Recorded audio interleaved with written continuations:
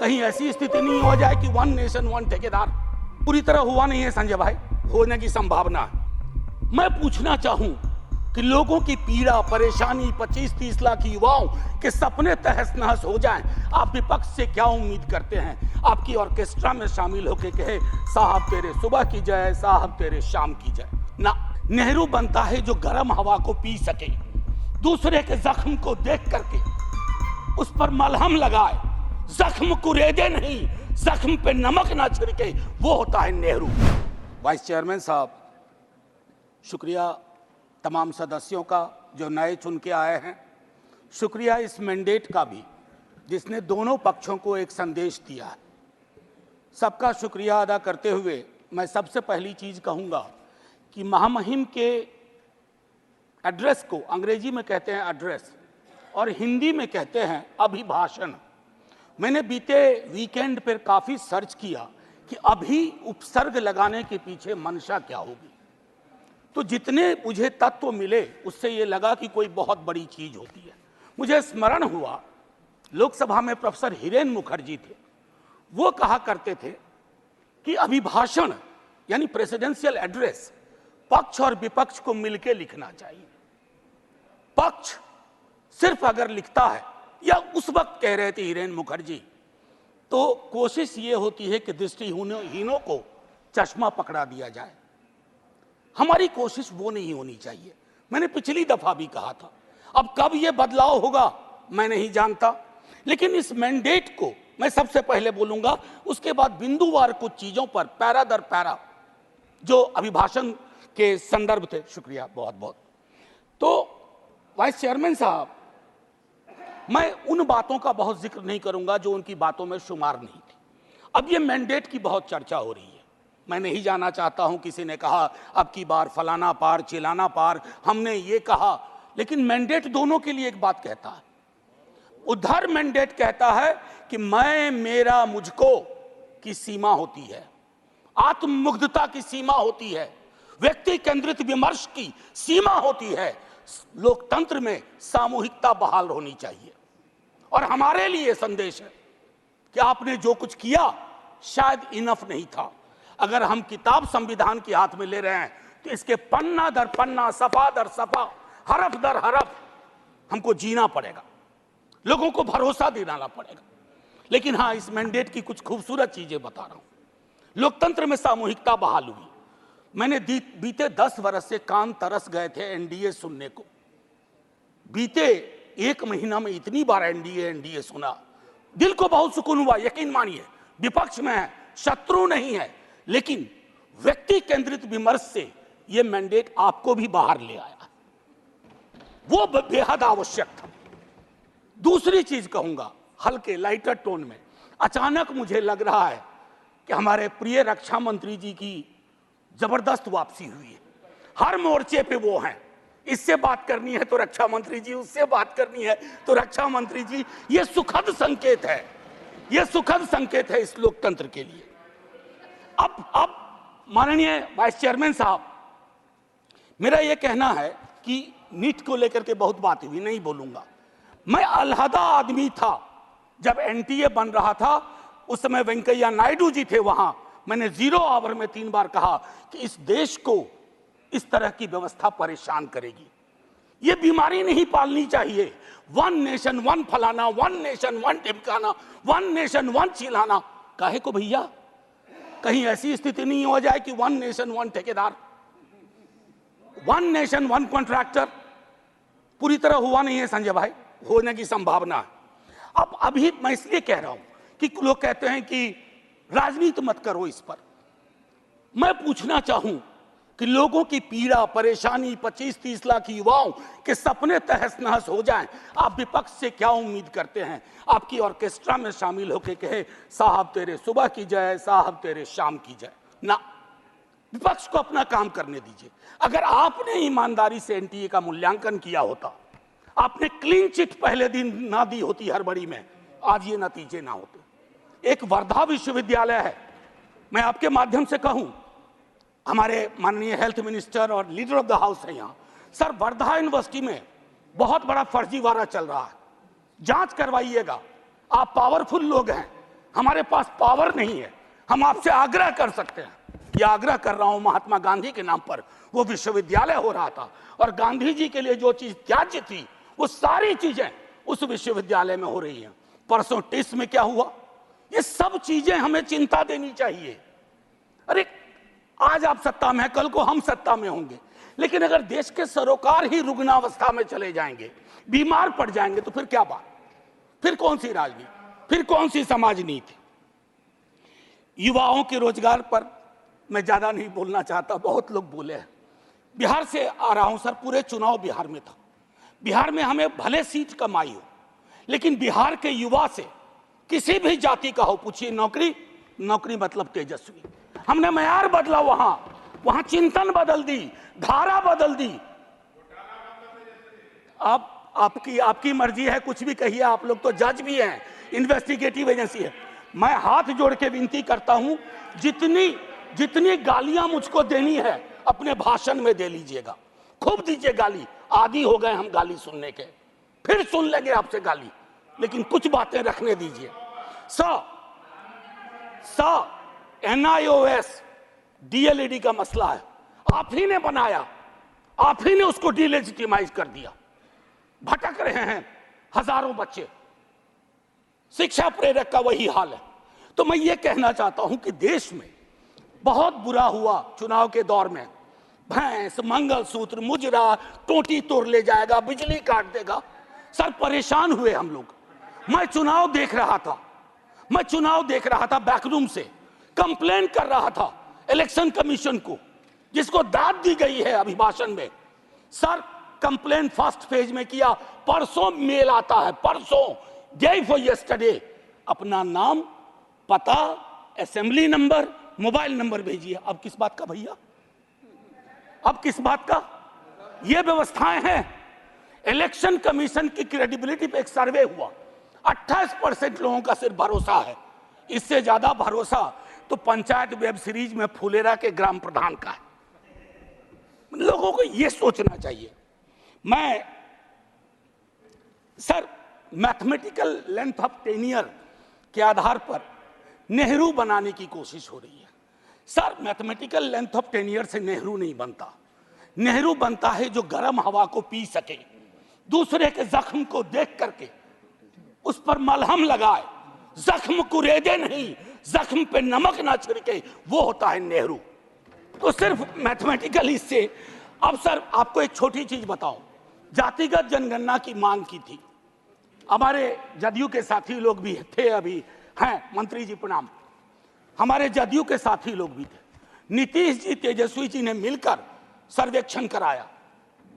Sir madam court में आया, court में कौन खड़े हुए यहां, नाम लूं, सॉलिसिटर जनरल ने रोकने की कोशिश की। किसके इशारे पे हो रहा है? एक तरफ आप कहते हैं वंचितों का कोई नुकसान नहीं होने देंगे, और दूसरी तरफ आप इस प्रकार की कोशिशें करते हैं। आज बिहार की सबसे बड़ी मांग है कि सर्वेक्षण के बाद जो आरक्षण का आधार बढ़ाया गया उसको 9वीं अनुसूची में डालिए। अभी पटना उच्च न्यायालय का एक निर्णय आया है, हम इंतजार करते रहे हैं सरकार से, बिहार की सरकार से, कि वो चैलेंज करे इसको, नहीं तो राष्ट्रीय जनता दल पिटीशन लेके जाएगा सुप्रीम कोर्ट। सर आप बोल दीजिएगा, अभी तक गई नहीं है, मुझे भी जानकारी है सर, बहुत फॉलो करता हूं क्लोजली, बहुत क्लोजली फॉलो करता हूं। सर अभी महामहिम ने मेजॉरिटी की बात की, मैं उस पर शुरू में बोल चुका हूं। लेजिस्लेटिव मेजॉरिटी को हमेशा मॉरल मेजॉरिटी के सापेक्ष रखना होगा, मॉरल मेजॉरिटी के सापेक्ष। अगर आप मॉरल मेजॉरिटी से नहीं चलाते हैं तो लेजिस्लेटिव मेजॉरिटी जिस दिन साइकिल पे तीर सवार हुआ ना, ये उड़ जाएगा। साइकिल चुनाव चिन्ह है टीडीपी का, और तीर हमारे रामनाथ भाई का, जनता दल यूनाइटेड का। एनीवे भाजपा का देखिए, कभी कभी मैंडेट कितना खूबसूरत काम करता है। हम बचपने से बीजेपी को मैं फॉलो कर रहा हूं, सारी पार्टीज को करता हूं, बीजेपी को भी कर रहा हूं। बीजेपी का संकल्प पत्र हुआ करता था, इस बार वो हो गया था मोदी जी की गारंटी। इस डेमोक्रेटाइजेशन का जो मैंडेट है, इससे आपको बहुत बड़ा फायदा है। व्यक्ति के समक्ष कोई भी दल समर्पित ना हो जाए, ये मैं समझता हूं उपलब्धि आप लोगों की भी है जी। आरजेडी गारंटी नहीं लिखती है व्यक्ति की।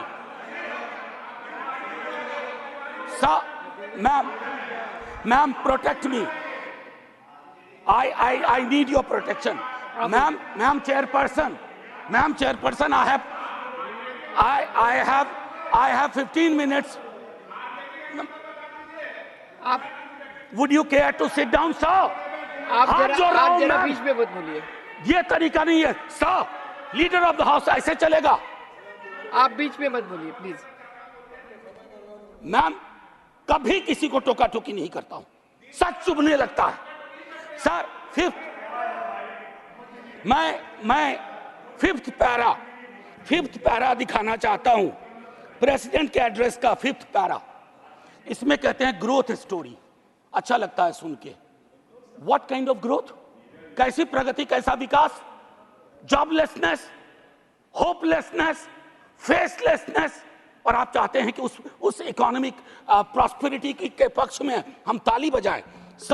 मैम मेरी ये किताब कॉन्स्टिट्यूशन संभवतः सबसे पहले मैंने ही दिखाना शुरू किया था। निर्मला जी नहीं है हमारी फाइनेंस मिनिस्टर, हर बजट के बाद में आर्टिकल 39 पढ़ता था।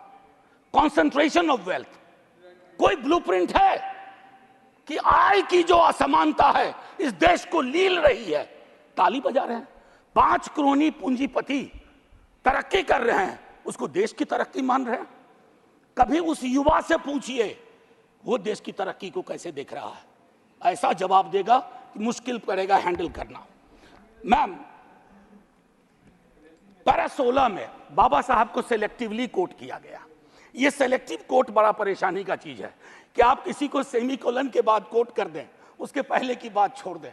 ये इसको हम लोग की भाषा में एकेडमिक्स में कहते हैं ऑलमोस्ट अकिन टू प्लेजरिज्म। वो किया गया। अब प्रधानमंत्री जी ने चुनाव के वक्त कहा कि एक ही जाति है, वह है गरीबी। सुनने में शायराना लगता है, खूबसूरत लगता है, फिल्मी लगता है, लेकिन ऐसा क्यों है कि जातिगत हिरार्की में नीचे जाते हैं तो गरीबी बढ़ती है, ऊपर जाते हैं तो गरीबी घटती जाती है। अब मैं समझता हूं कि ये NFS नॉन फाउंड सूटेबल ये चिंता का विषय है सबको। अभी अनुप्रिया पटेल जी को चिट्ठी लिखनी पड़ी है। मैं बताऊं, ये एक मानसिक रोग है जो नॉन फाउंड सूटेबल करता है विश्वविद्यालयों में। इस मानसिक रोग से डील नहीं किया ना तो हमारी कथनी और करनी में मीलों का फासला होगा। कहा गया पहले की कुछ सरकार अनस्टेबल थी, लेकिन अगर आप प्रो पीपल लेजिस्लेशन का विश्लेषण करें तो सबसे ज्यादा खूबसूरत क्षण सो कॉल्ड कोalition गवर्नमेंट में आई है।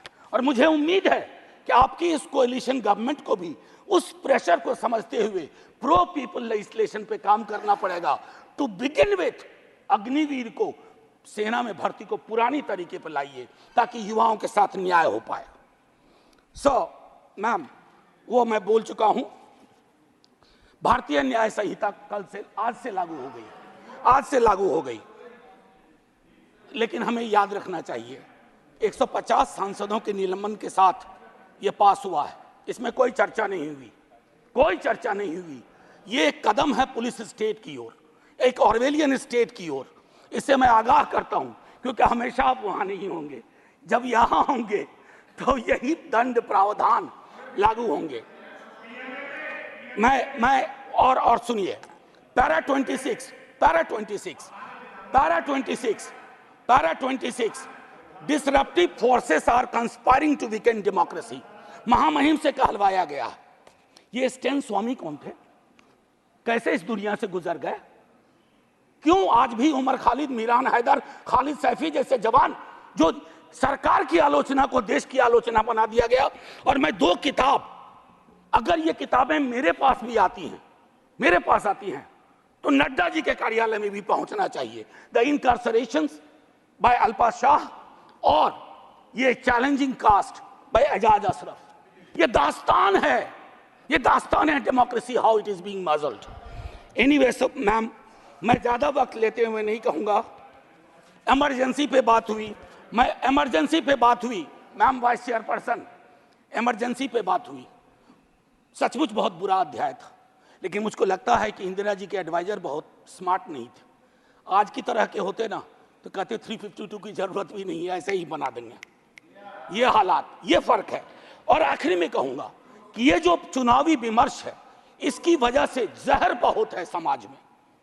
लिंचिंग चल रही है, लिंचिंग। मैं कितने विजुअल्स बताऊं। आज से 3 दशक पूर्व मुझे स्मरण है, राही मासूम रजा ने एक छोटी कविता लिखी थी। मैं यही कह के खत्म करूंगा। उन्होंने एक कविता लिखी थी, वो आधा गांव के लेखक थे। कई लोग उनको महाभारत के लेखक के रूप में जानते हैं। उन्होंने एक, और उनके लिए गंगोली और गंगा उनकी माँ थी। ये था एक भारतीय मुसलमान का चित्रण।